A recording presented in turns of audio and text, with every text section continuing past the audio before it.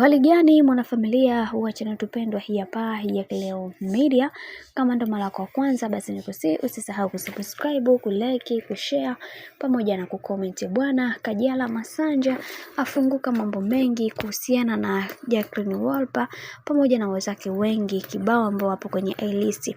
Kajala Masanja leo hii ameweza kufunguka na kusema kwamba kiukweli maisha ambayo anayoishi Wolper si maisha bora sana, lakini kuna namna fulani anawakonvinsi watu waamini vile ambavyo wao wanaamini. Kwa mfano mimi binafsi wa vizuri Wolper hana maisha ya kivile, lakini nashangaa anavyokuja mitandaoni na kusema kwamba kila kitu anakihendo yeye. Hili jambo nimekuwa nikijiuliza sana na nimeshindwa kuweza kupata majibu, kwa sababu na ujua halisia wake wa maisha yake na anajua kila kitu ambacho anachokifanya katika maisha. Hivyo ifike kipindi walau hata tuweze kuheshimu maisha ya watu, kwa sababu kuna mambo mengi ambayo yanayotokea katika maisha na tunatakiwa kuweza kuwa na misingi na mikakati iliyo bora. Na katika kitu kimoja ambacho watu wengi wanatamani kuweza kukiona na kukiamini katika maisha ni kuweza kuona mtu akiishi maisha yake uhalisia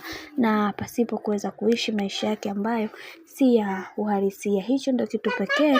Na pia tumeweza kuona baadhi ya watu wengi waliweza kufunguka vitu vingi na kisha wakasema kwamba kwa haya ambayo yanayoendelea kwa kipindi hiki yatupaswa kuweza kuhakikisha kila kitu kinakuwa katika misingi na mikakati iliyo bora, kwa sababu kuna mambo mengi ambayo yanayoendelea na tunashindwa kuweza kuelewa ni namna gani ambavyo tutakavyoweza kusolve matatizo ambayo tuliyokuwa nayo. Na mimi binafsi naamini katika haya yote ambayo yanayoendelea kwa kipindi hiki ni kuweza kumwachia Mungu, kwa sababu kwa upande wa Kajala yeye kashaongea na kashamaliza, na anadai kwamba haya yote ambayo yanayoongeleka kwa kipindi hiki ni udanganyifu tu ambao unaoendelea, na hivyo yatupaswa kuweza kuhakikisha kila kitu kinakwenda kuwa sawa katika kila hatua ya maisha ambayo tunayopiga. Tunatakiwa kuweza kuwa wa kweli katika kila jambo ambacho linalotokea katika kila hii jamii.